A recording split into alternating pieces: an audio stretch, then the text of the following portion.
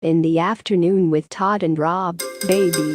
Welcome to the New Media Show, where each Wednesday at 3 p.m. Eastern, UTC +4, Todd Cochran and Rob Greenlee take their over 30 combined years of leadership in the podcasting space to discuss, dissect, and deconstruct the current podcasting news, forecasts, trends, and predictions.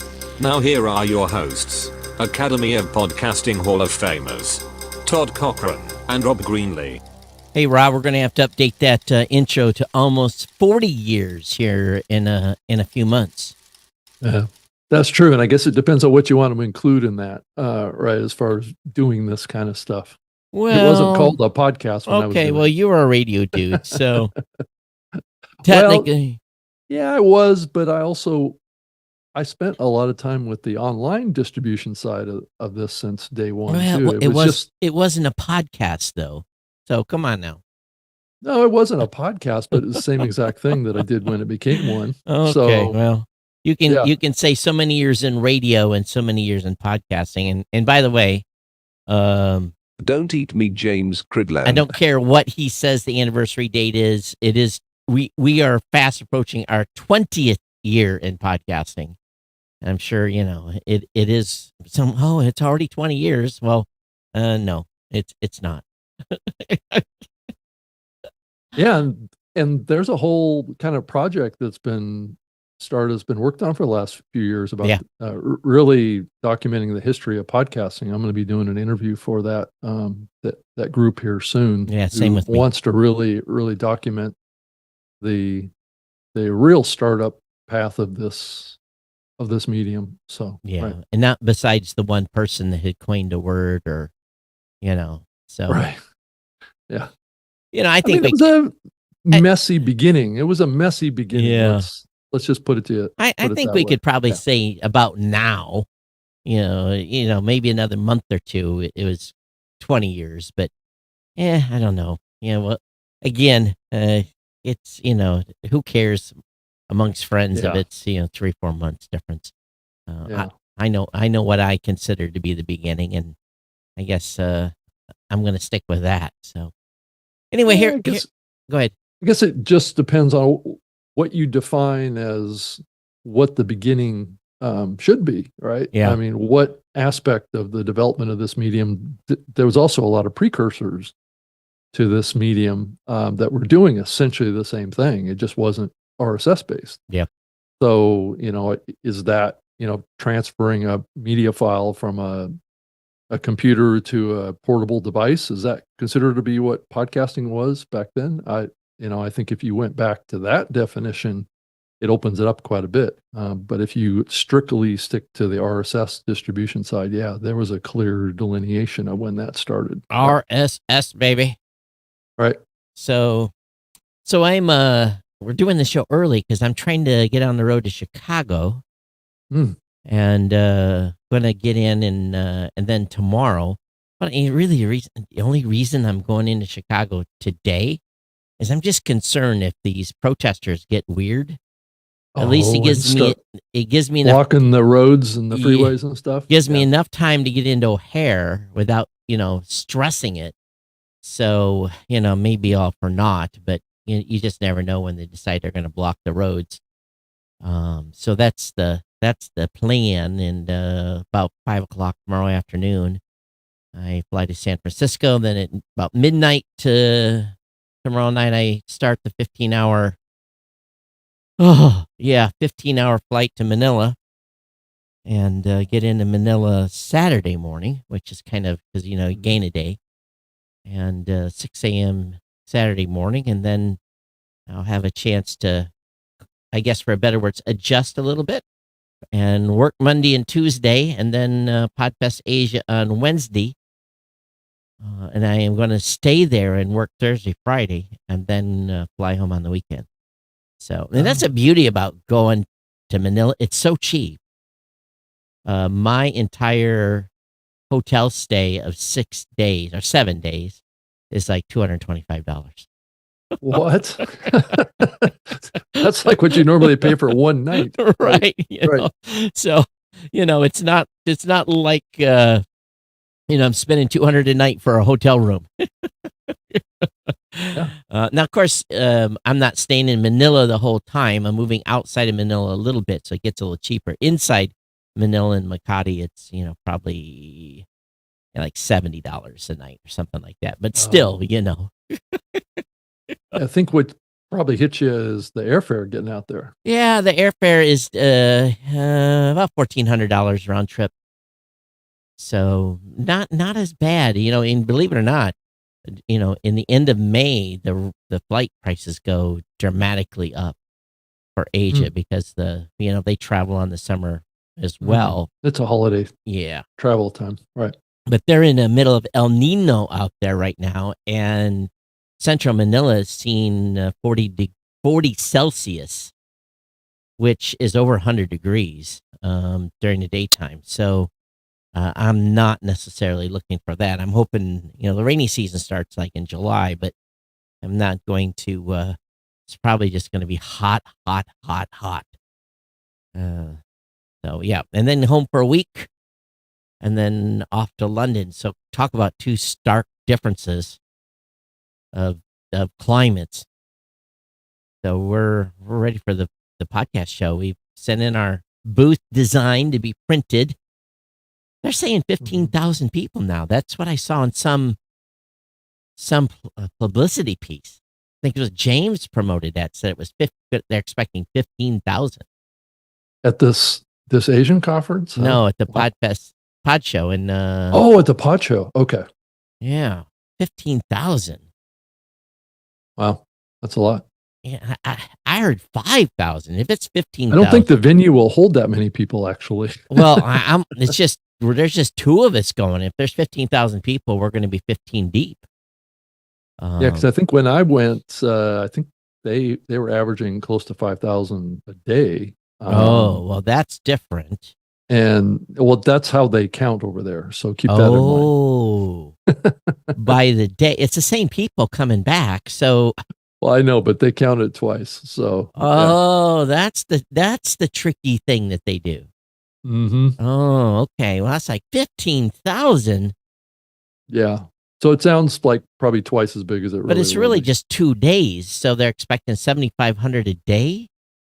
Well, because they also sell single day tickets, so that's the other difference about this event. It's not like you buy one ticket for the whole thing. It's that's you can come in and buy like the first day or whatever, and that's it. Yeah. So when they count each day as kind of its own separate thing because they do that. All right. Well, still, even if it is truly 5,000 people per day, that's a great number. That's bigger than the show here. Right. So that'd be about 7,500 per day, which is about 2,500 more than the first year. Yeah, that's still a huge number. No, that's as big as Podcast Movement, just the increase. Oh, it's bigger than Podcast Movement by several degrees. Oh, yeah. Yeah, I mean, I guess it depends on which event. I think the main Podcast Movement is around, 2,500, something like that. So when you were there, was the show floor just absolutely wall-to-wall people? Was it 5 deep? Yeah, and actually, I would say I shouldn't say all, but I'd say probably 75, 80% of all the booth space was taken. Yeah. Even the first year. Yeah. I didn't go last year to see what the sellout is, but that is I think in a lot of ways, from what I saw the first year I went and then what I've seen with the pictures, I would say that's the predominant podcast event in the world right now. I think it's clearly surpassed Podcast Movement as the most significant podcasting conference. Yeah.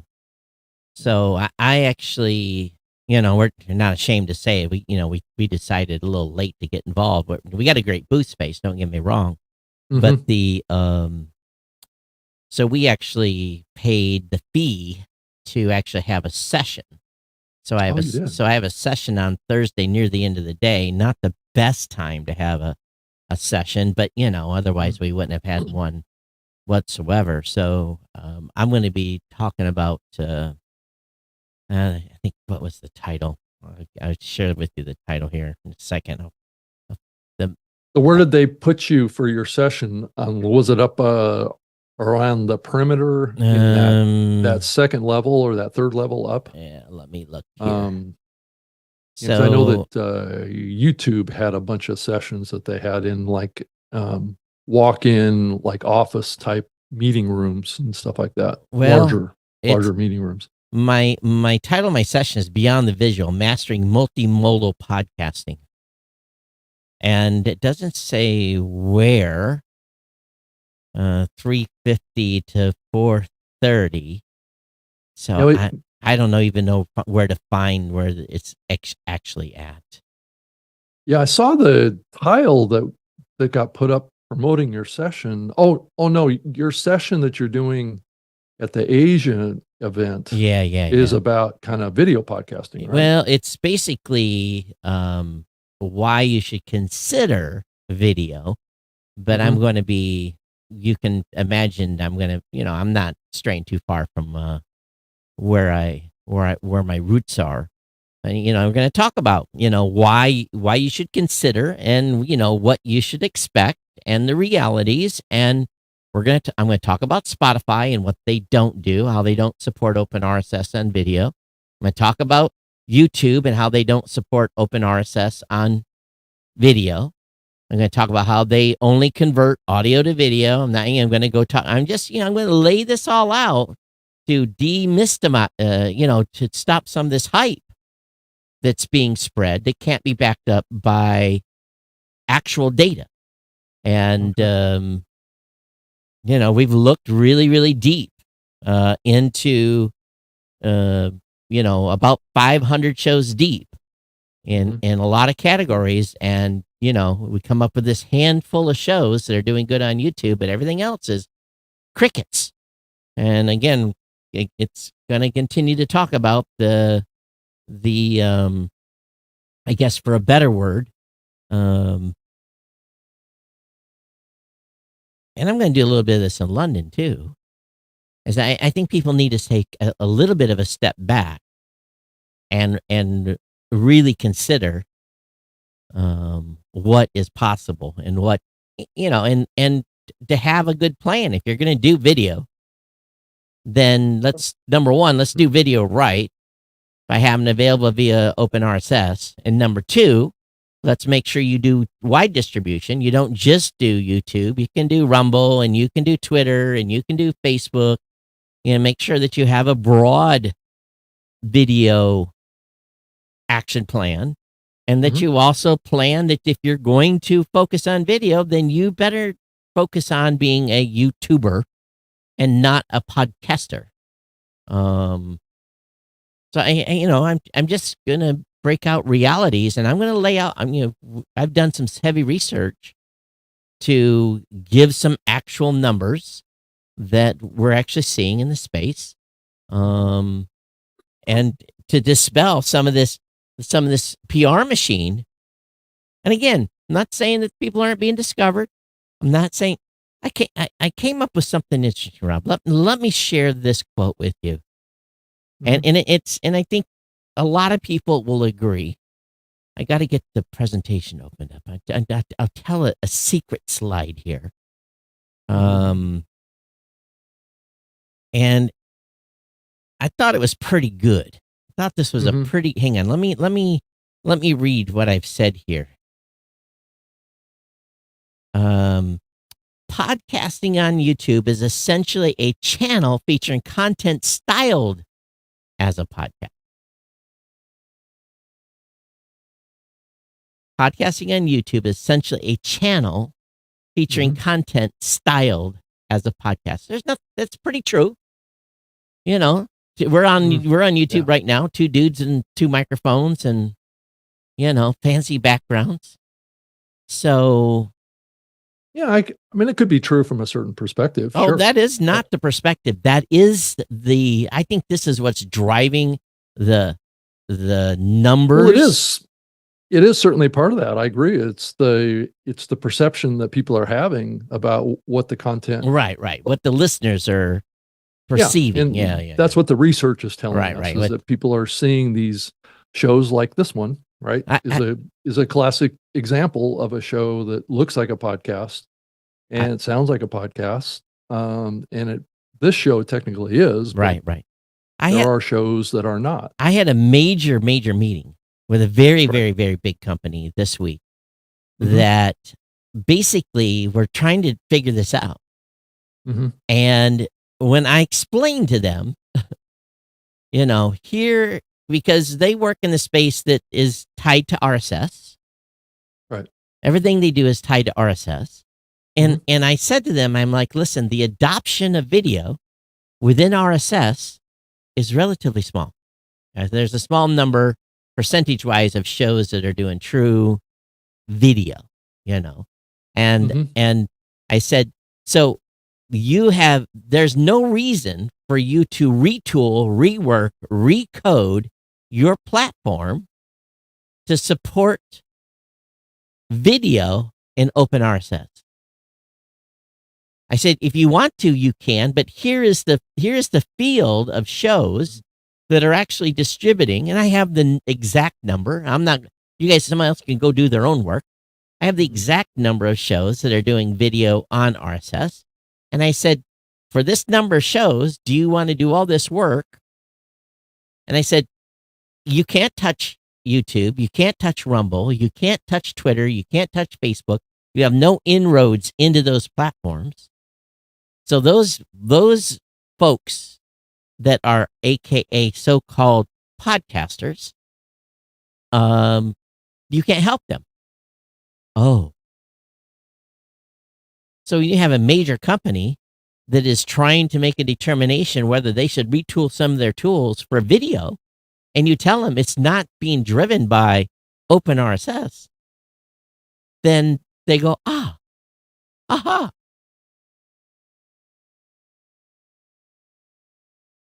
Todd, I just worry that we're spending a lot of time doing this, but really what we're doing is we're trying to kind of dispel people from doing something Absolutely. that maybe they feel already compelled to do. I just want people to go in with their eyes wide open. I think that's reasonable. But clearly the trend lines are pushing this direction. But if you look, and I challenge you, I challenge anyone, go look at the 500 top shows in every category in Apple Podcasts. Yeah, but Todd, it's not about where it is today. It's about where it's going to. I'm not giving up the farm for YouTube that doesn't care about creators. I don't think you have to do anything, Todd. This is what people are being pushed to do. Are you going to change what, no, I'm not. YouTube does? No, but I can tell. I can We give. can't change the trajectory. Okay, of so this, really. yes, we can. We can inform podcasters. Yeah. We don't have to sell out. Do you think YouTube gives a living crap about RSS? No, they don't. And but that's not an important discussion. Okay, well, guess what? Then if you want to protect podcasters, then you quit telling them to start doing YouTube. I'm not going to tell anybody to stop doing video, Todd, because I don't really have that choice. I mean, people are seeing the trends in the market today. But the problem is, who's paying for those trends? Okay, but trends have always driven this. Who's this paying? medium, Todd. Who's paying for those studies? Who's paying for those reports? It doesn't break into reality. This is the problem. There's a lot of bullshit being spread about, oh my God, video is taking over and you have to do video. Wrong. Because I don't think anybody said you have to do video. Todd. Okay, I think this is the message. That's your. Oh, you look at all the forums. I need to do video. It comes across a little hyperbolic and hype on your side to say that. No, it's not. What I'm telling people is, I'm just going back to the thing is, you have to have a reality check that maybe go ahead, do video. Right. And then don't come back to me crying and said, I spent a bunch of money. I spent a bunch of time on equipment. I spent a bunch of time editing and I've gotten no traction. Because Okay. for about 95% of shows, that's not going to change. They're not going to. There's 110 million YouTube channels Mm-hmm. with 3.9% monetized. Okay. I So, don't know that persuades me in any particular well, direction what towards is anything. everyone? What is the goal? What is the goal? That's exactly right. That's what I ask podcasters. What is your goal for your show? Yeah, and that's my position on this is that if you want to create content that caters to the full spectrum of people's interest in content consumption, then you should consider video as an additional layer to what you're doing with your audio show. I'm not trying to dissuade people from doing an audio program. That's exactly what I want them to do. But Yeah. it's more to do with the younger generation is pushing increasingly on video. Well, and however that gets supported, and we can have a say in this, Todd, to some degree of an influence on how video is embraced in the context of the podcast medium. Well, we will leave the lights on for you because the trend is simple. They're going over to YouTube channels. They're not doing podcasts. So great. Well, that's because the industry has dissuaded people from doing that. It's not that you don't support video podcasts on your own platform. Yeah, we do. We've supported video podcasts for 16 years. Right. And the only reason, really, I think at the end of the day that got suppressed was because of YouTube in the early days, plus the cost of bandwidth. Of course. Those were the two factors that drove all the video podcasts into YouTube originally, right, many years ago. But two things are different. The cost of bandwidth is dramatically less now. The expectation of a new upcoming generation is that they want to increasingly experience video experiences, whether it be short form or long form. We're seeing that in the trend lines. But yet there's still huge adoption for audio too. So all these things can be moving in a direction that we as an industry need to decide if we're going to embrace the future or are we going to hold back the future. We've already embraced video is supported. But it's not really it at is. the level that it probably should. I mean, I reached out to Apple and asked them why they have depreciated the exposure of video podcasts in their platform, because they used to have a tab at the top of the screen that enabled you to throttle back and forth between because the majority of video and content audio. being consumed on the device at the time. But it's a chicken or the egg thing, right? It's like once you suppress that, then people aren't going to find it. About 9 out of 10 times expose it again, then people will find it again, and then it will become popular again. About 9 out of 10 times when I show the Apple Podcast app or a Podcasting 2.0 app that they do video, people's mouths drop open. They go, "Wow!" Well, that's entirely my point, Todd. Is because Apple has depreciated that feature that's in the platform. Has been in the platform since what, 2000? Since the beginning, as far as I know. 2007 timeframe.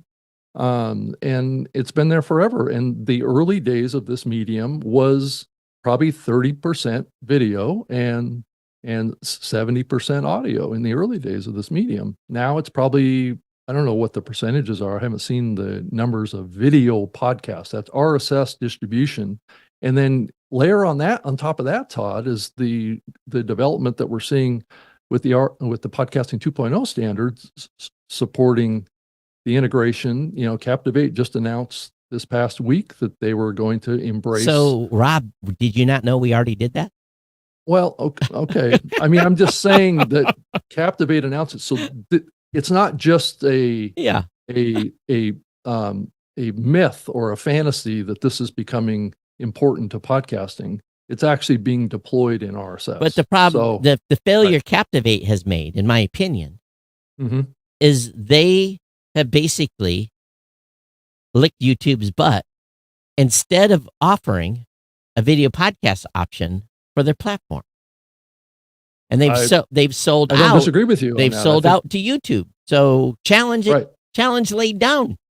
Yeah. I mean, I agree with you on that. I think, if we're going to go down this path, we as an industry need to talk about the video podcast part. And that Mark, needs don't to don't take it the wrong way, by the way. Right. Okay. that needs to that discussion needs to happen with Apple. It needs to happen with Spotify. There's no reason why Spotify couldn't take in video podcasts. They won't into their platform because they're taking in audio today. Yeah, well, they're being buttheads. That's why. Well, because it hasn't risen to the level in the industry of discussion that would be something that they would embrace. So, it's the chicken or the egg thing here, right? If we suppress this, then it's not going to blossom. I'm not suppressing video. I'm supporting open RSS and video wholeheartedly. I just want to That's great. I want to make sure. Let's talk about that. I mean, how do we make open RSS and embrace of RSS in the ways that people are using video today to make it all work? Right? It works. The show's been doing it for how many years? I know, but it needs to work better. I think to what extent? Agree on that, right? To what extent? I just shared it just 10 seconds ago. It works. It's Apple embracing audio and video. But we don't have. Okay, so again, right? Apple's not going to do it. It's also Spotify being able to take in video podcasts just like they do audio podcasts today. But they won't. We don't know that. Yeah, we do. They have a financial reason not to do it. Well, then maybe they should just drop all podcasts. I think that would be great. Really? You really honestly believe that? Yeah, honestly, I wish Spotify would go away. Really? Yeah, and I know a lot of listeners don't like that. But yeah, I don't. I mean, you and I both went through the early days of Spotify coming into this medium, and I don't think you really want that, Todd. We all basically got screwed by Spotify. So, there's not that's a separate conversation. There's not a lot of love lost there. Yeah, I mean, that's a separate conversation about how they come into the medium, and it was a train wreck on the way in. So, and a lot of us that were in the hosting businesses felt like we kind of got walked all over. Anita says, why is the image of podcasters for old people and YouTube and TikTok for young people? That's not true. Not at all. You look at TikTok's probably not going to be around that's a whole right. lot longer. Yeah, but TikTok has said we'll see on that. TikTok has said they're leaving the U.S. market. So, and I did see that Tom Webster posted publicly on social that TikTok's not going away. So I thought that was interesting. We'll see. The TikTokers aren't hounding. There's not been an outcry, but there has been lots of articles about people moving their strategy away from TikTok and going to other platforms that are U.S. based. So to kind of draft off of what Tom said on that point is that I guess it is possible that a U.S. company could acquire them. They said they won't do it. TikTok is already publicly. They would rather just shut the whole platform down they said than it is to. Yeah. Well, no, not. They're going to remain open outside the United States. They're not going to shut the platform down. It says TikTok's U.S. revenue is a small percentage of their global revenue. So they would just rather pull out of the U.S. market altogether. I mean, what are the chances that the EU is going to pull the plug on it after the U.S. I think as crazy as they are, probably pretty high. That's what I was thinking. Yeah. So, yeah, I think the geopolitical aspect of that is pretty cut and dried right now. But I think what we have to do, and again, to me, this is the conversations I have with content creators every single day. What do you think about video? Great. Start to, upload video to your account. What? What do you mean? I mean, I'm not seeing any kind of downside to the industry embracing video. I mean, I think, in the early days, both of us were in this medium when video podcasting was huge. So I don't know why it can't be again. I don't get it, right? I mean, why are we resisting this? I'm not resisting it. I think it gets back to a lot of the reason that there's resistance to this is that a lot of the podcast companies didn't build support for video. Right. So if the industry is moving towards video, they don't want that because then those customers are going to go somewhere else. Well, it is still pricey to host video, no matter what if you have a successful video, it's it can be pricey. So the but we've got a way if around it's that. popular, if it's it's not Oh a yeah, if it's huge popular. expense on the hosting side. It's Oh, expensive on the distribution side. It could be a penny a view. Yeah. It could. It's It like could. with this show. It right? could be. Yeah, it could be a penny a view. So, it depends on the total number of views. That adds up pretty quick. It depends on how big the media file is and Well, how it's much is very, consumed. very, very rare do we see video files that are under a gig because everyone wants to do 4K now, and Or and, at least 720 most folks or are 1080 is probably if you come off YouTube, you're used to uploading 4K and you can't upload to 4K and you got to go down to 1080. Why? Well, again, the file size and the bandwidth required. Yeah, I think you have to consider that people are, at least on the podcasting side, are watching on their mobile devices, and you need to be, respectful that's of what their YouTube storage. throttles it down. They re-encode in multiple rates, and Yeah. If you're talking about YouTube, yeah. I'm talking more about the video podcasting side, which is the download part. Now, granted, probably for most video podcasts now, they probably are just going to stream to the device. It's not That's going to be actually kind of surprising. About 20% of my audience actually engage a downloads the full whole thing. download. Yep, 10% watch it live. Yeah, but that takes up at a gig 4, I think is what this show comes in. 1.4 gigs. It's that's a lot of storage taken up on a It's device. a long show too. Yeah, that's true. It's an hour 30, hour 40 program. But right? my main point is don't get scope locked. Don't get scope locked that YouTube is the only solution. That's my main thing. Well, if you can't handle doing audio and video, it doesn't make sense to. No, but for those that are considering video, and just tell them don't get scope locked. Yeah. Don't just I got to go over. I have to go over there. Well, and we're seeing the growth of these recording platforms like StreamYard and Riverside and all these that make that process integrated into one experience. Yeah, but StreamYard's not hosting media. That's the thing here that's different about StreamYard is, they shove it all off and they're done. They do the stream and they don't have to have, they're not responsible for the delivery, post delivery. So, from that standpoint, they're sitting in a really good spot because they just provide the tool and they don't have to worry about the hosting bandwidth. Yeah.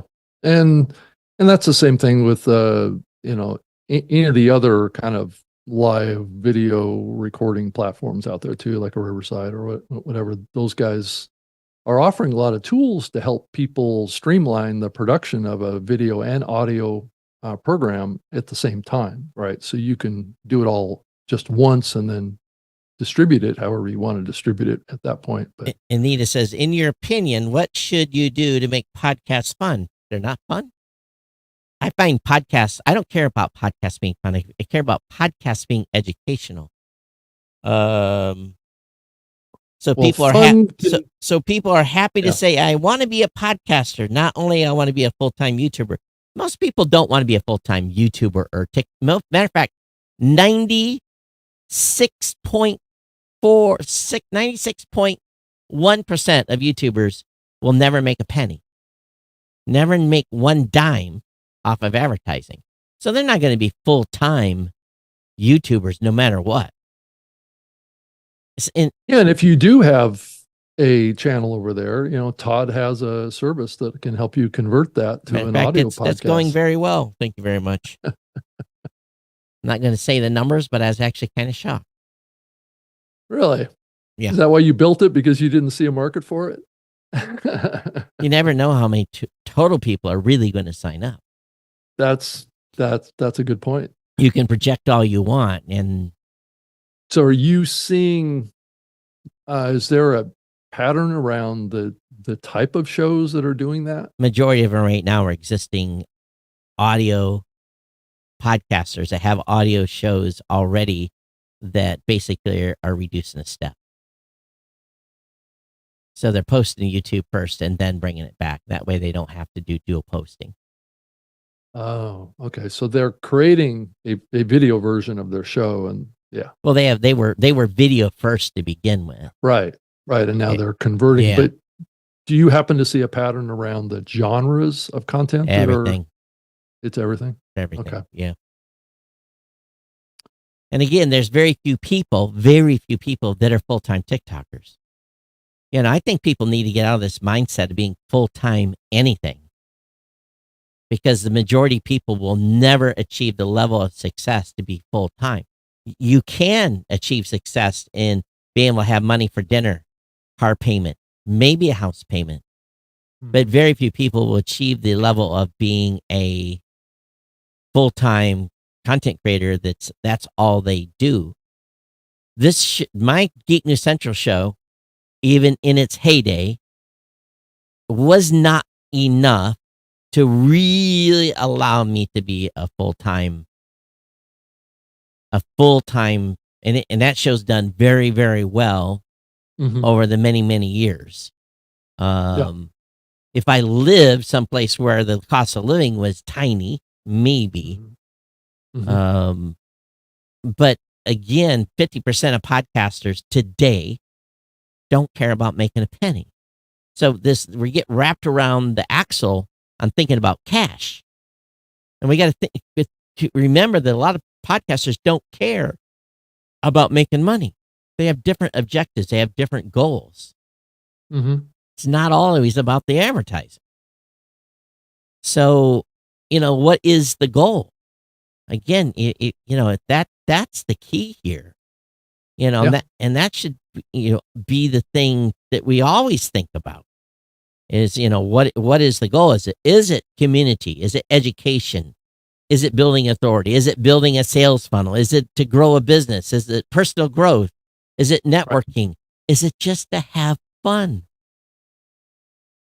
Yeah, and I like the kind of approach to this whole topic of, not trying to make a decision for other people about what they want to do with content, but to make sure that they understand all the options and the ways to do it to optimize.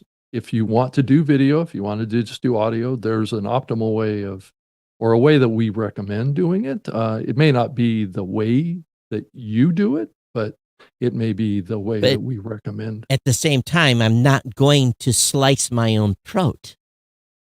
And I don't think anybody's wanting you to do that either. Okay, Tom. well, It'd be a mess.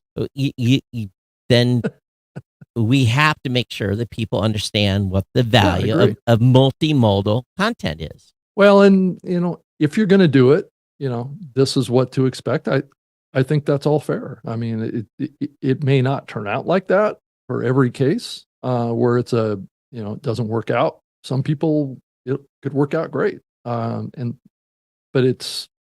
I think it's a higher bar of success. There's no question. And it may require more investment. Oh, definitely more investment and more time. Right.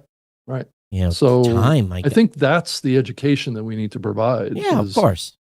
Right. It's not just flat out saying video's bad. So, right. I've never said video's bad. Okay, good. I'm just saying putting your cart in one horse. Right. Is probably you're doing that just by doing audio. You're putting your cart in one horse, so it's attaching to one horse, right? But again, depending on what your focus is, some content is better. Some content in podcasting is not this show. Why do we need to do video? We don't. Who wants? We probably don't need to do it. Who wants to look at our two mugs? There's nothing. There's nothing exciting happening here. Well, let's be honest. We started doing this because it was possible, not because we needed to. Right. Yeah. But it's one to many. The strategy is one to many, and that's why we're on Rumble. That's why we're on Twitter. That's why we're on Facebook. That's why we're on Apple Podcasts, Podcasting 2.0. One to many. Right, and I think that all these platforms, like you talk about, Todd, need to do a better job of integrating and making it easier to get content into those platforms. And that's the opportunity that's out there for the industry. It's no problem to get content into Twitter. Easy peasy. Same thing, obviously, YouTube Live, Facebook Live, LinkedIn Live. Those are all Todd, easy. did you see that Twitter launched a OTT app for smart TVs. Great.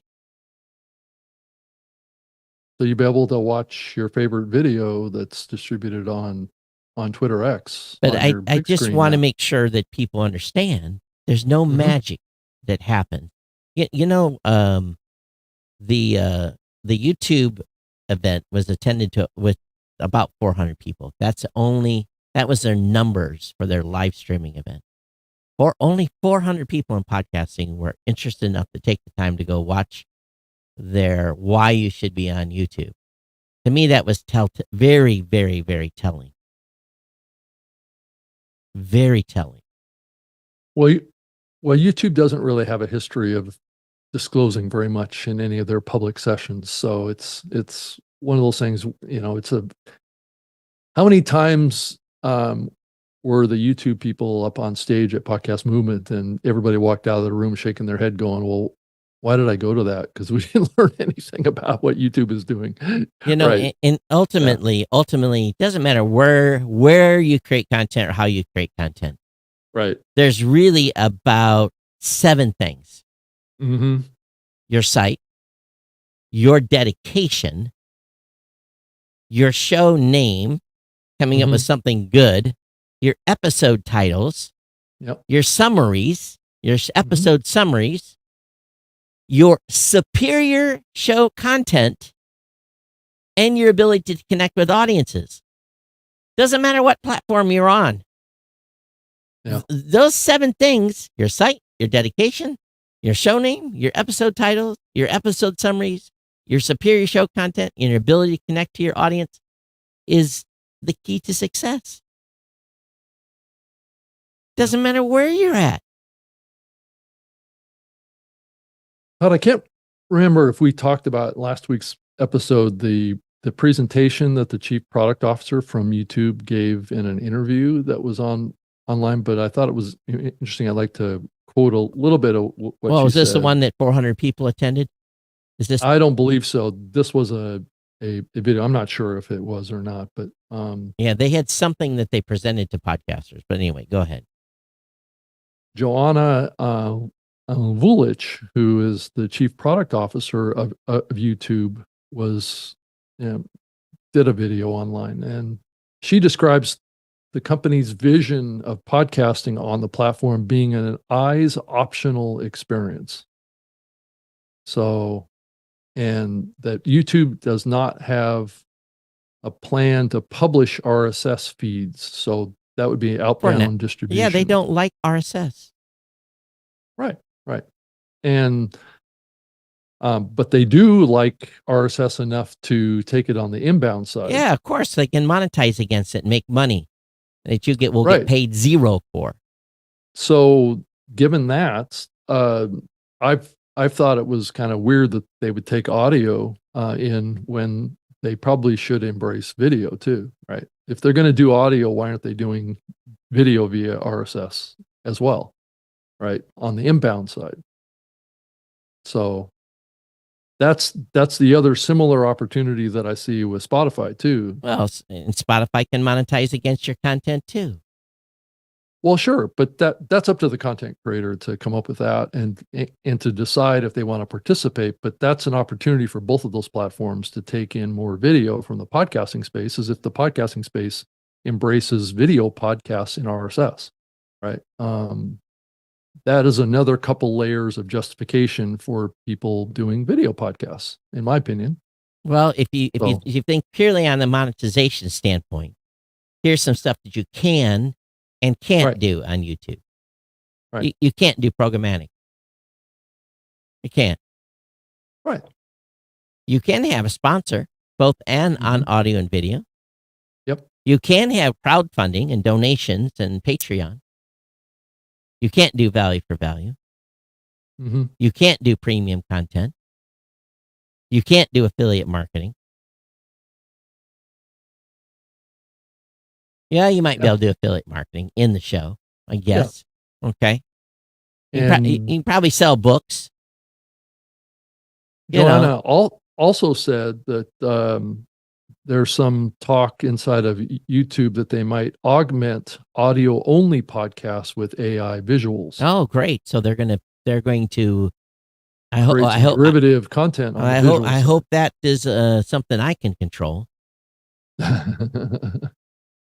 Good luck with that. I would highly doubt that's the case. But you can submit your content, your audio content to YouTube now. Right. And There's a lot of generate- not with RSS. There's lots of tools out there that will create a video that will sit on top of your. Well, you have to convert it to MP4. That will. Well, that that's will, exactly that what will, there's lots of YouTube tools. is doing. Right. Well, there's lots of external tools that'll put images up for you on a podcast. You just got to find the time to do it. Yeah, it's those faceless videos that you see. Yeah. It's the thing And there's that's a going lot on of with those, that. and I hate those. When I go on YouTube and there's somebody talking, and it's pretty, you can pretty much tell it's a AI. Get me out of here. Well, I don't think these would probably play the actual words from the audio. I don't think it's going to be AI audio. Oh, yeah. I But think it'll just be the AI But visuals. they'll just throw on some image that they think makes sense. But I hope that It's going to pull from a vast library of images and videos and pull it together into a compilation experience that is probably relevant to the content, because they're pulling the transcript, right? So they've got all the context, Yep. all the topics, all the keywords, and they can just run that transcript through this AI engine that will pull images and videos to match that. But I think if you're going and want to succeed with video, doesn't matter if you make it available via podcast, OpenRSS, or wherever else you put it, Rumble or any other platform, then you are going to have to develop a video strategy. Right. No argument there. I agree with that. So you're going to have to market down two different lanes. Yep. And that's not necessarily easy to do. No, I think it's not easy to do. And that's part of the reason that I think we do see this splitting between people tend to lean one way or the other. They right? have ever since the beginning. Right. So people either lean a little heavier towards the audio on the promotion side, and other people lean a little bit more on the video side on the promotion side, because it's difficult to do both. But I will tell you this. I have my phone loaded up. I've got about 10 hours because I'm going to try to sleep for 5. Okay. I've got about 10 hours of content loaded and ready to rock and roll as soon as for your flight. For my flight. And there's no way I can watch 10 hours. There's no way I can You'll fall asleep 10 hours of YouTube videos. Right. And I'll probably fall asleep during some of the podcast content too. Done that before and went back and had to have listened to an episode again.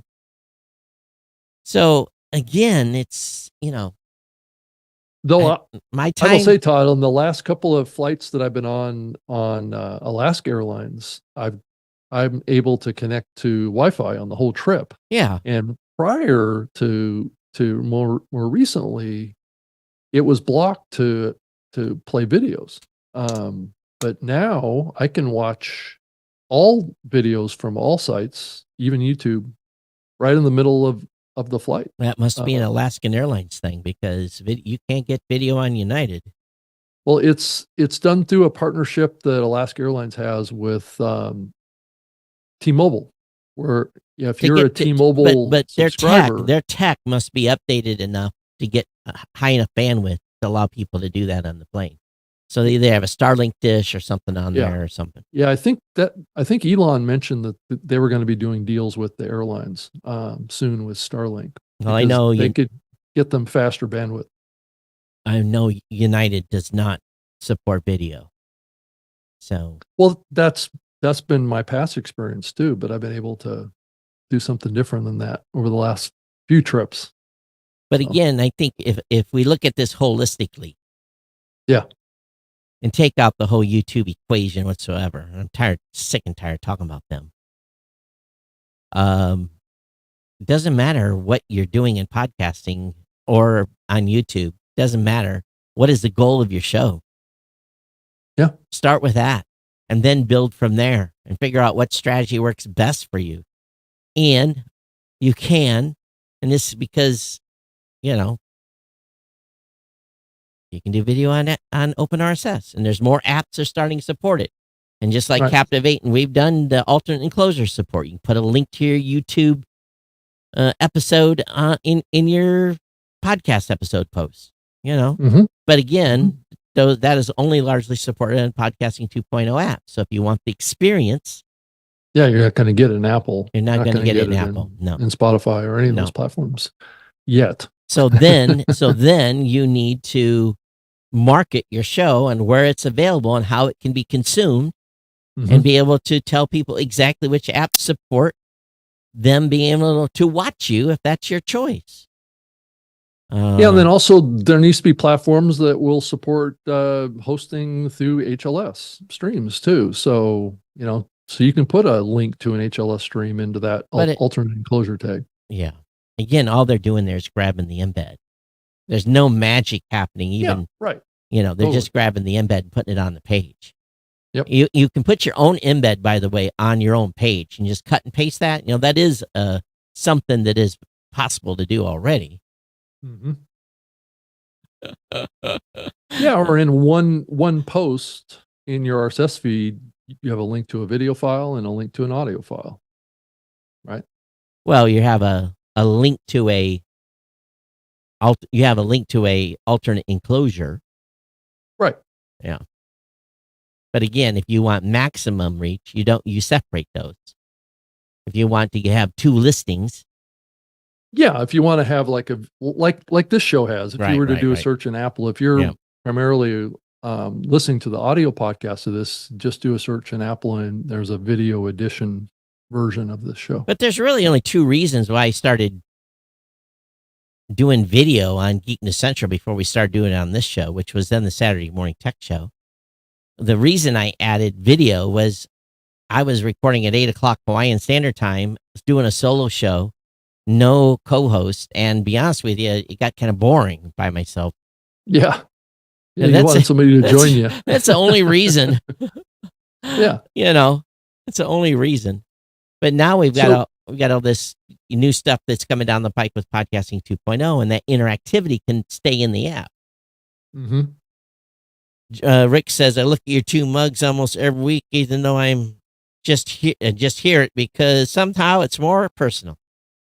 Yeah. And you can see my face get red when I get pissed off at Rob, right?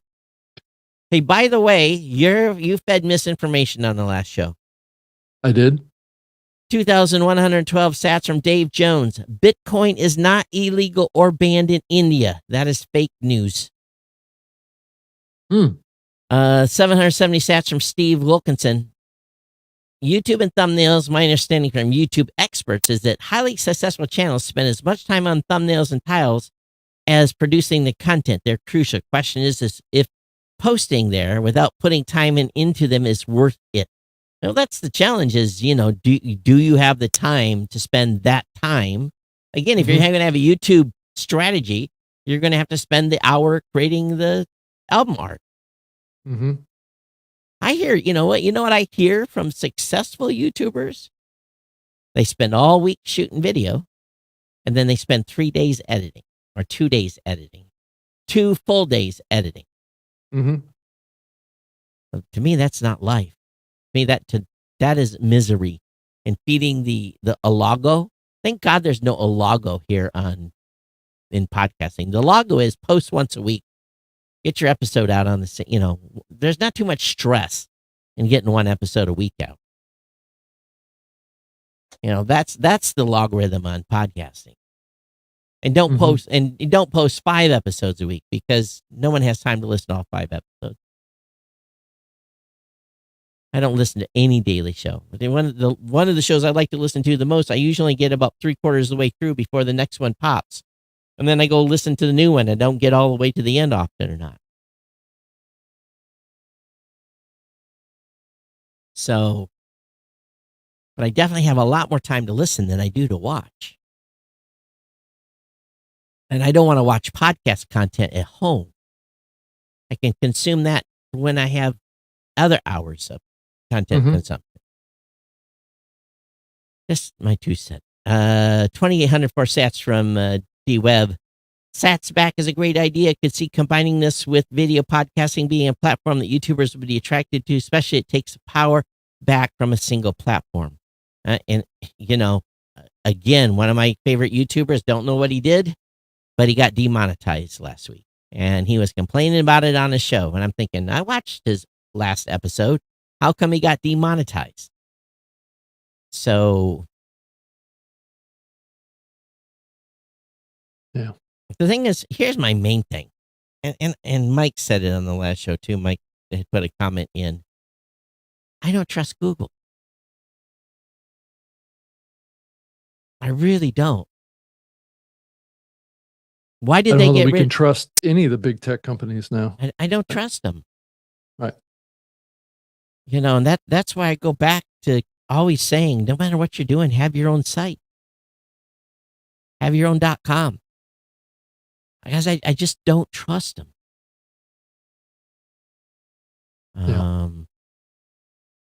Yeah.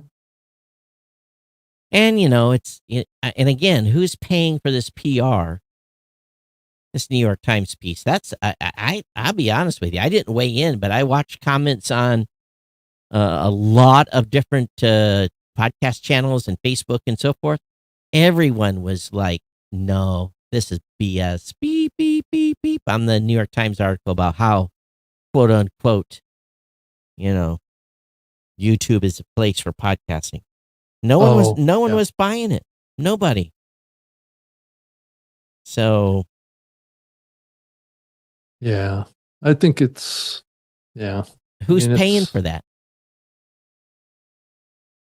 I'm not sure anybody's paying for it. You don't think there's hit ops going on?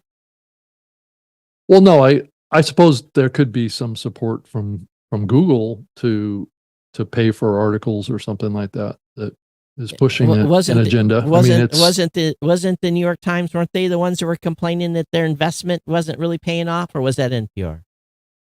Someone was complaining. Yeah, it was. It was the New York Times. Oh, Kettle. Yeah, interesting. Well, it doesn't change the facts, right? I think that really got back to the brand safety and suitability questions, right? Well, and I've seen other articles that are coming out and saying that too, that the brand safety platforms are now costing revenue on the part of journalistic properties increasingly. Well, another win for open podcasting. Well, I don't know that those two are directly connected, but I suppose you could. Sure. Well, okay, you're going to be the monetizer or you're not. But again, there's more to podcasting than advertising. Mm-hmm. So Rick says, what do you want to bet Google paid for it? I would have no doubt. I mean, a lot of the articles that you see in the mainstream magazines now are pay for play articles. I mean, I've seen reports that are saying that even to get mentioned in an article now or quoted in an article now, these agencies are charging for that now. Well, there's so many. I get probably 10 a week. Hey, Todd, we'd like to cover your company over here. Mm-hmm. And great. What's the cost? Oh, there's no cost. $1,000. There's no cost, but yet we have this other deal to go along with this. Oh yeah, Mm-hmm. 4,000, 5,000. So, and I don't pay for it. I don't pay to play. I don't. Well, increasingly, that's what's happening in all content now. It's pay to play. It's even happening in podcasting. There's hosts out there that are out there doing I mean, I've seen it myself at podcasting conferences. There are guys that will get up and say, I'm charging all my guests, $1,000 to appear on my show. The thing I've been running into in interviews is I get the interview, and then afterwards, hey, we'd like to have a meeting with you. Well, yeah, what's the meeting for? Oh, we'd like to show you something we're doing. Uh-huh. So you come in on the backside. The interview is free. And you're trying to upsell me on the backside. And I always say no. to those every time. Yeah, and I've definitely seen an uptick in just just random pitches from companies via LinkedIn, probably more than I've ever seen before. There's just a lot of companies that are desperate for business now. Well, I don't And do. it's probably going to get more so as the economy deteriorates. I shouldn't say I don't do pay to play. I did pay to play at London. Well, of course. So right. I mean, that's not to say that these events or these media properties don't need support. I think increasingly the advertising business isn't paying all the bills. right. So And- that's what's driving people to doing these type of other revenue models. And one thing I will be very clear about when I'm in London and doing my presentation, I will say straight up front that, I'm not going to hide that the session's been sponsored. Yeah, I'm not going to hide that to the audience. I'm going to be very, very upfront about that. But I'm also going to do what I normally do. I'm going to educate, and I'm not going to pitch. So, yeah, it's a fine line to walk, Todd. I think if you're paying for a session, I think you are given a certain amount of license to pitch. yeah, but I think this is a certain vertical where it's well known that those Right. are sponsored sessions. So it's, Yeah. I think it's all in one track. All the companies that pay per spot are in the same room or whatever, I'm assuming. So, Yeah, as long as you're upfront about it. Yeah. You're there to talk about a particular platform or a particular tool, Mhm. right? To do things. I did the same thing at the NAB. I did a workshop on StreamYard at the NAB show. And I actually did demos of the platform up on a big screen and things like that. So, but it was very upfront that it was. So, yeah. So, and I think we're going to see more content like that happen at conferences too, because the organizers have to, bring in revenue, right? However they can. Yeah, I did see in the news here that it said some research came out from Nielsen and the Edison research folks saying that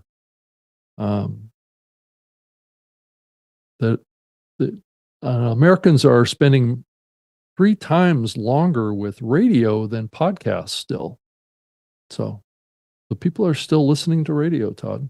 It says, however, for younger listeners, 18 to 34, time spent with podcasts and radio are nearly equal. So it's like 37 to 45. So, right.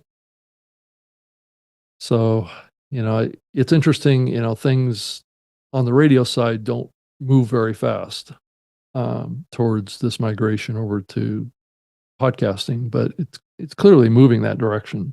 right. And is there anything else? Let's see. I think is it 3:00 already? Yeah. Yeah. And it says only 12% of people in India are actually listening to podcasts via UNPAC research. It says 78% of existing podcast consumers in India only discovered podcasts less than a year ago. So this is also kind of a clue to what's happening outside of the U.S.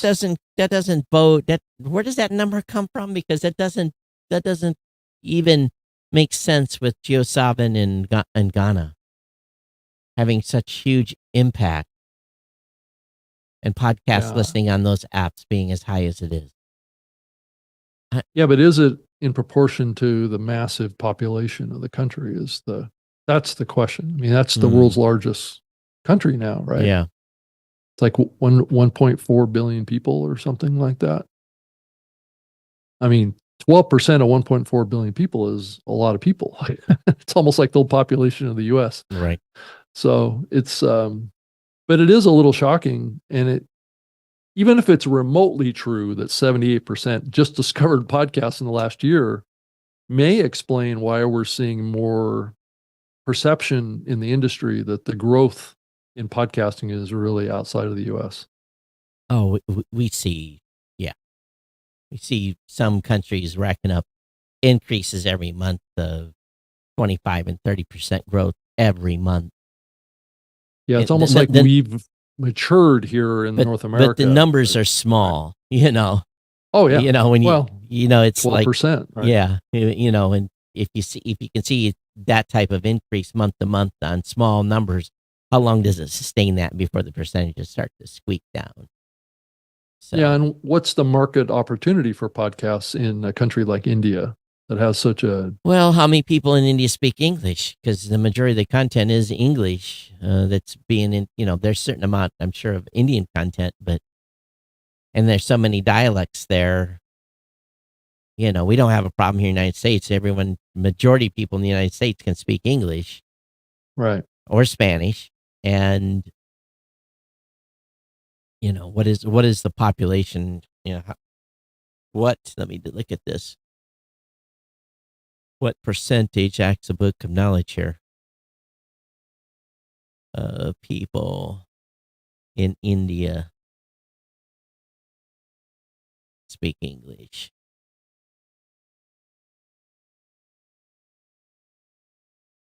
Let's look. 30%. So if the majority of the content going into the country is English at the moment, that's about 400 million. And it's probably. the survey said how much? 12%, right? Is that what they said? So 12%. Yeah. 12%, 13. Yeah, 13% of 30%. That's 50% in penetration of content in I think it's pretty awesome. I think the Indian numbers are fantastic. Now, when we start having native languages, native Hindi or whatever it may be, being created in, maybe there's an opportunity there. Maybe that's the conversion from English to Hindi or to whatever it is you want. You want to get more exposure, but then again, you got to have content that they want to listen to. They don't care about American politics. Do you have what is content that they want to listen to? Again, it can be varied. It'd be interesting where that breaks down in by category of content. Yeah. What are those folks listening to?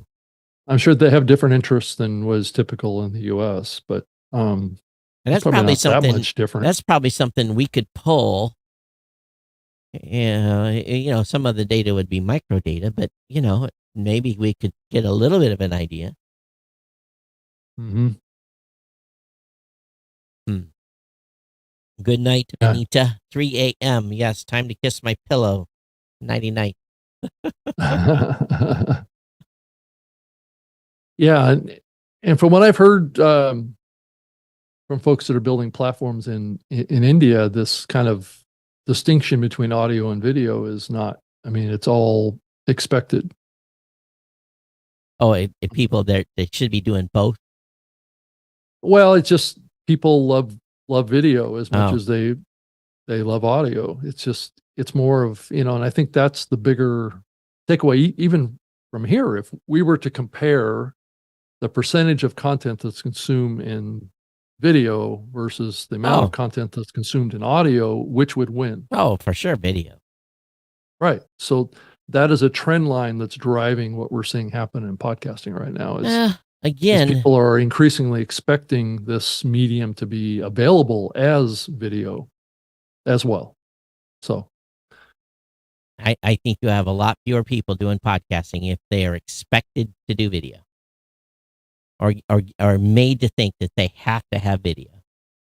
I think that completely shrinks the creator pool.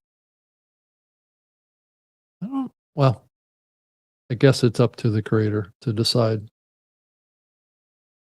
if it's worth their effort to put into video. If they have passion for video, or do they have passion for audio and video, or do they just have passion for just doing audio? I think it's up to each creator to decide the path that they want to go down. I can't say one way or the other if they're going to be successful. I just, my main goal is, I want people, if everybody's listening to this show, they know the risk already of adding video. So we don't have to belabor this much further than we already have. Or belabor this, or whatever the right word is. I'm making up English words here. Well, belabor. Belabor. Right. Yeah, belabor. You can play with the words. Just Todd. like people complain how I say meta. I say meta right? Somebody says I don't say meta right. Well, it's meta, actually, isn't it? Meta. I don't care. I can complain. Give it up. It's whatever it is. That's right. Yeah. Meta. Oh God. Meta. Right.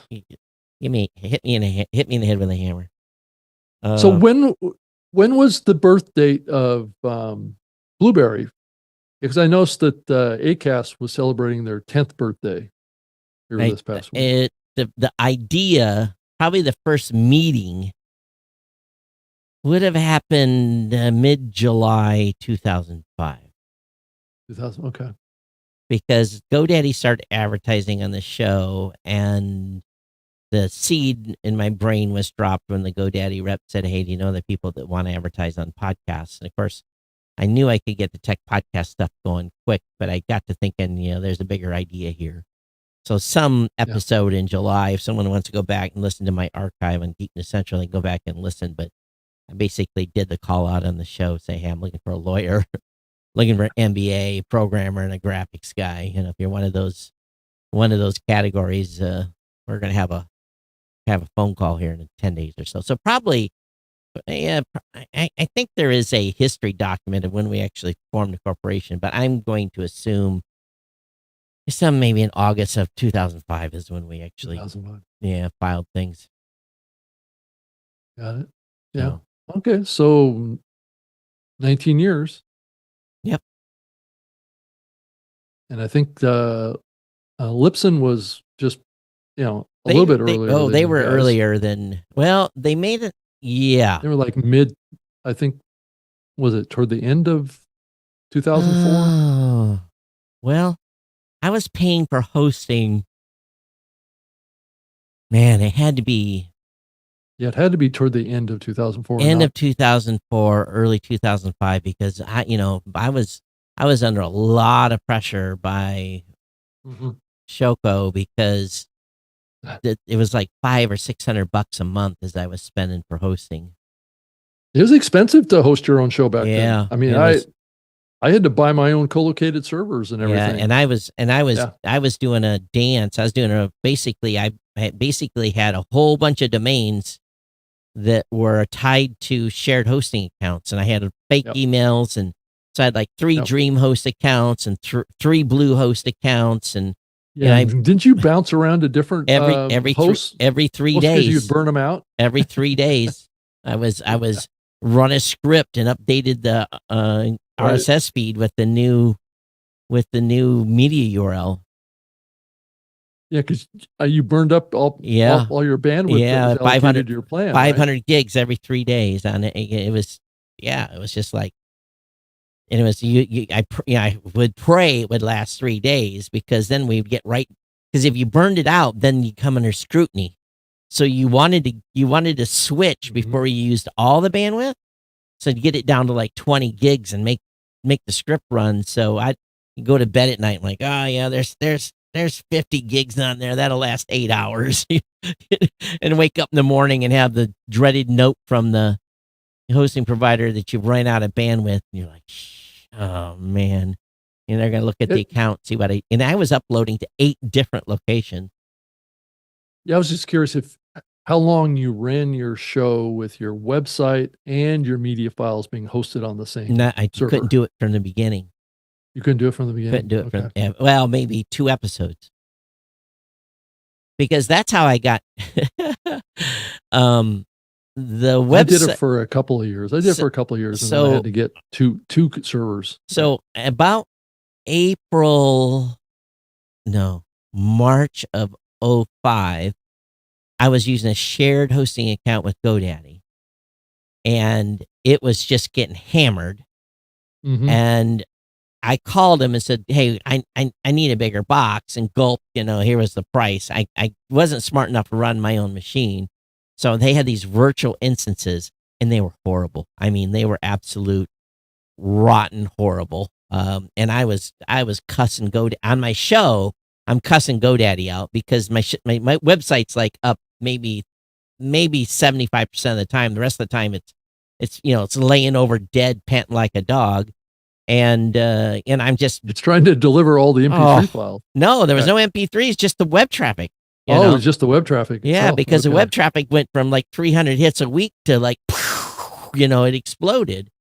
And it's falling over when people are hitting the site, and I bitching about them on my show. And then I called him again. I said, "This ain't working." "Well, you got to go to a dedicated server." So I moved to the lowest instance of dedicated server I had, and I'd spent like $1,500 or $1,600 or some crazy amount of money. And I didn't know how to run the box. I really didn't. And I think I hired some dude out of Ukraine to manage my server because I had nary a clue. I didn't even know how to set it up. And he set the server up and got the website up, got up so it would run. And this is before Angelo was involved, because Angelo kind of took some of that over after he came on board. He helped me. And then we were good. So when GoDaddy called me in June, I said, "Hey, by the way, you need to go look at these episodes and make sure you still want to sponsor my show," because I had not nary a good thing to say. And she came back, "Oh yeah, we still want to. You're all resolved now. You're good, right? You're happy with us?" I'm like, "Yeah." He wasn't happy with the cost. Right. And but I didn't host any of the media on any of those boxes because it just couldn't. And what I was, It would saturate the yeah. internet connection. And, Right. and what I was doing is I had, when I uploaded the first episode to the site that was in the ability I had bandwidth left, I had the FTP running, uploading to 7 other sites. So the media was being uploaded 8 times, Oh, and it would sit over there, and I might get 4 days out of one, if I was lucky. DreamHost was probably the service that I used the most. I at least had 3 or 4 accounts over there. mm-hmm. And they were all everyone was giving you 500 gigs of traffic. That was Yep, that was the cap, right? and you couldn't get any more than that. So, and when Libsyn came on board, I was like, "Oh my God, thank you, Jesus." It's like, I only got to pay this much for this. And it's like, I moved everything immediately to Libsyn hosting, but I still had everything on movable type. And, so when Blueberry started, we didn't have hosting. We were just doing stats and advertising deals, and the hosting came later. I think the hosting came 06 or 07. Mm-hmm. Yeah, I didn't move to Libsyn at all. I had my own infrastructure, so I Yeah. didn't need Libsyn. So, Yeah. right. But yeah, coming home, and that was why I got the point in the finger, because it was like, she was like, "You're spending how much a month?" Because I'd been in Waco, and I said, you kind of like, fibbed a little bit about the amount, but she saw the credit card bills, and it doesn't take too long to look at 100, 180, 60, and it's pretty easy to do the math, It adds right? up. Yeah. Oh, it was not difficult to spend $400 or $500 a month. Oh no, it was. I think as high as I your got own was servers, maybe right. 800. If after you added everything up, the dedicated server was still 130, 140 bucks a month, just that alone. Mhm. So, and it wasn't talking about co-location. This was just some box. Yeah, and then I started working with you with Yeah. your tech podcast network because I had my own streaming Yeah. servers that were Yeah. dedicated streaming servers, and we were streaming your Yeah, shows on your network, right? Yeah, we were doing a 24/7 live stream. So, we were doing all kinds of stuff in those early days. It was fun. But right. Yeah, Todd, did you see this in Pod News too? It was talking about branded podcasts and how branded podcasts can be used for on-hold audio for phone systems. Did you see this? So how audio turns waiting time into brand building opportunities. Great. Beauty Bubble says FAQ, according to the Free Press Journal, India will have 95 million podcasts monthly active users. So if you think about what was the population, 12, yeah, that's about right. With 12%, 1.4 billion or whatever the population is, makes sense. Yeah. So Yeah. big market. So yeah, yeah, so it'll be interesting. Yeah. So, when people were hear about talking about video podcasting today, can you even we were encoding audio at 16 kilobits, because keeping the audio, okay, well, will it sound good in 24? 16K mono? Yeah, we can squeeze a little more out. Yeah, when I started working on that back in 2005, streaming to mobile devices back for the company I worked for in Seattle, we were streaming at, I think it was 8K to mobile phones. It's funny too, is because when I go in, I have a list. I can open up a document in our system at Blueberry that shows me the bandwidth usage of all our customers. And, and I don't even really get too excited till a customer hits petabyte. When they hit a petabyte, oh, okay, that's a number, when they're moving 1,000, not 1,000, like 600 terabytes or something like, okay. You don't even get really, definitely those, that's bandwidth that don't care what you say. And I would imagine most podcast hosts today are sub penny per gig on bandwidth. And that's another thing too, Rob. The new podcast hosts did not have to pay that. It took us 10 years to get to sub penny. Yeah. And people that are new entrants. And pass a lot of traffic. And you get these new people. And matter of fact, what's weird is my bandwidth bill stayed about the same for the last 10 years. Even though we've increased the bandwidth, is because we get it cheaper. But now someone that's entering the space, we'll give you a penny a gig or half a penny a gig or something like that for bandwidth costs. They don't even have to fight for it. They don't even have to move much traffic. And if So, and we haven't raised prices. I know that. I think we talked about that on a prior episode, how the whole podcast industry hasn't been following the inflation trends. It's because my bandwidth bill is the same as it was 10 years ago. Because your costs really haven't gone up that much. You guys go up in labor, and my health insurance goes up 13% and blah blah blah. Yeah, all that stuff goes up. That's what's killing me the most is pay raises and employee pay raises is what it is, but healthcare costs, good Lord. Oh yeah, and they're not covering as much either. Well, we try to we're covering everything we covered before, but it's getting much harder. Yeah, because it's insane. Yeah. And it's compounding. 7%, 8%, 12%, 7%. You do that year after year after year. And you look at the cost of healthcare and you're like, can we survive another 10 years of just healthcare cost increase? So at some point, something will have to give, and someone's going to have to raise prices. It's just the way it is. But I laugh because people were bitching 10 years ago about $20, and yet they're paying their booking agent $4,000, a month. And I'm just like, we're the best deal in town. Yeah. Yeah. Yeah, if the costs of podcasting hasn't gone up in the face of... Well, the cost of hosting and the cost of bandwidth has went down, but everything else has skyrocketed. Every other tangible cost has went through the roof. Yeah, I think... And just I keep increasingly hearing that the inflation is really impacting, things like insurance, food costs, and those are the kind of things when really it's impacting. So when inflation is high, I had to dig deep 2 years in a row and we're coming up on pay raises again in June. And I'm going to have to decide, okay, how much pool of money do I have for pay raises in order to try to keep our employees ahead of inflation? Mm-hmm. If you look at the rate of inflation, if I have to give an average, let's say a 7 or 8% pay raise, at just a minimum, and developers Right. cost a lot more than that, Oh yeah. just to stay up with the rate of inflation, Yeah. it's That's the cost right there. That's Yeah. the big increase. Right.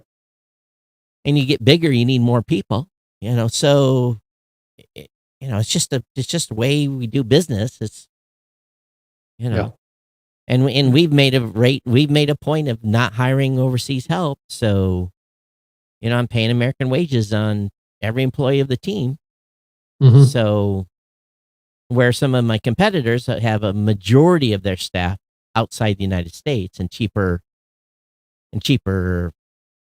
markets. I think Libsyn mostly US based, but I can't say the same for everyone else. Yeah, they bought a European company. So that So does it make- doesn't necessarily yeah. mean that's cheaper. The wages in Europe are pretty high too. So, but I'm talking about people that are using developers in India and other locations. Have teams offshore. Todd, did you see this that Twit with Leo Laporte isn't going to be using a studio in Nope. Petaluma anymore? Nope, they're So- pulling the plug. Yes, that first building he built was pretty impressive. Then they moved to another place. Yeah, I've been to that building before. You've been to the first second one. You went to the first No, one? I just went to the first one, right? I didn't go So to the my second. question is, why did he not? My rent here, I've got a pretty good lease. I know what my increase percentages are going to be annually because it's tied very, very tight to the lease. Well, he made all that money. Why didn't he buy land and have a building built, and instead of renting? Or did they? I think you got to think about where Leo came from. Yeah. His roots were in kind of old media to some degree. So he thought about this stuff. He was really one of the early video podcasters, Right. that really kind of plowed the ground. I think a lot of the things that you did or have done, Yeah, it was because of Leo. came from things that you saw Leo Yeah. do on the video side. Right there. Right there. Right. Yeah, that was Leo's. He called it. I call this a Skyposaurus. He called his. No, I called mine Ohanasaurus. He called his Skyposaurus. Right. So yeah, that was purely stolen from Leo. Absolutely. Yeah, and I was always a little bit concerned about Leo because his network was so dependent on Leo, right? It's like Leo was like on all the shows and did all of the Yeah, stuff. that's I know it's he's just- gone through a lot of staff and things like that Well, over the years. Leo has, he let Tom Merritt go. Well, why? That was a rising star. And Tom's very successful on his own at this point. So there's a lot of, I can't question the man's business dealings. I can't see his books. But, I don't think I'd have fired Tom Merritt. Yeah. Or let Tom Merritt go, or whatever that arrangement was. That was a long time ago. A long time ago. But he's done that Long 2 or time. 3 times. He's had some Well, it's rising- just that the whole network is really built on Leo's brand, right? And the Leo's market. Leo's been thinking about retiring for a long time. I know. It's like he can't. I mean, is his company going to live on? I think he's I think he's not This is- doing the radio show no more. I know This the is- person that this- filled a lot of his slots, so This is the path, I think, to his retirement. I think it's going to Yeah. mostly shut down. I think. I would think so too. So if you're part of the Twit Nation, come on over to Geekness Right. Central. Right. Or the Tech Ranch with Marlo I Anderson. don't know. I suppose that they can keep it alive as a kind of a virtual production type of a thing. Why not? I mean, just like we do here. So keep your costs down, be more efficient, let your employees work from home, which is what he's doing. My rent here for the studio that I'm in is $1,000 a month. So Still $1,000 it's a month. $1,000 a month. That's not including electricity, which is about $180. Yeah. Gas in the winter is about $60. Insurance is $140 a month. Mm-hmm. Internet $240 a month. So it's not, you're a couple $1,000 into this every month. So will I be here forever? I don't know what I'm going to do with all my stuff. If I'm not, I'm going to be honest with you. I mean, what's interesting about it to some degree is that Leo was very early to the in-studio productions type of video podcasting kind of stuff. And it's interesting. It feels like the industry is moving back towards doing more in-studio multi-camera shoots increasingly with the shows that are seen as podcasts, the big popular ones on platforms like a YouTube or whatever. But for him to kind of go the opposite direction is kind of an interesting kind of contrast. But, in all honesty, the front half of the building is my office. That's where I come Monday through Friday. Right. The demo room doesn't get near as much, or the green screen room. Both of those get very little activity. And then I have the editing room. I could probably, if I wanted to squeeze this, I could probably do this in a 20 by 20. I'm in a 13 by, I think it's 13 feet wide. No, it's more than that. About 1,000 square feet, 1,100 square feet is what I'm in. I could probably do this in 500 square feet. So would there be any particular situation where you would consider just moving all the stuff you do home or back to your residence? It's still bandwidth challenge there, even with Starlink. So, it is. Okay. And I've got a loft, so probably what does the future hold? Yeah, maybe I buy a house and then have 2 bedrooms of it be one studio, one work. Maybe that's what I do. Buy a 3-bedroom house or something like that. Mm-hmm. Or who knows? I don't know. We'll see. I have a new owner of this building, so but the lease I have is being honored, and if he comes over to me and says, hey, I heard a rumor that a restaurant's going next door, so that could cause noise levels to go up in here, potentially. So we'll see. If so far it's very quiet here, but again, if noise goes up, then I can't do the show because there's too much background noise coming through the wall. Time will tell. Yeah. All right, Rob, we're at the bottom of the hour, and I've got to get on the road. All right, Todd. What do you guys want us to talk about? Tired of YouTube? I'm kind of tired of YouTube. Brand safety and suitability. Oh, God. Kill me. No show next week. Yeah. So you have 1 week break from us. Todd at blueberry.com, at geeknews, at geeknews.chat on Mastodon, at geeknews on X or Twitter. Rob? On X, Twitter, at Rob Greenlee, robgreenlee.com, myself. You can send me an email, robgreenlee@gmail.com if you want to reach out to me for anything. And I do my live podcast tips with Rob Greenlee every Thursday night at 7 p.m. Eastern, 4 p.m. Pacific. So come over and join me on YouTube or LinkedIn or Twitter X or whatever. And it's also an audio and video podcast too. There you go. And go over to newmediashow.com and go over there and follow or subscribe. Rick says, my studio serves as a green screen studio set, office, and edit room. I think a lot of podcasters doing video operate the same way. And that's what I did in Hawaii, Rick. I was in a single room, 10 by 10, spare bedroom that my son now occupies. So, I could go back to that too if I had to, for sure.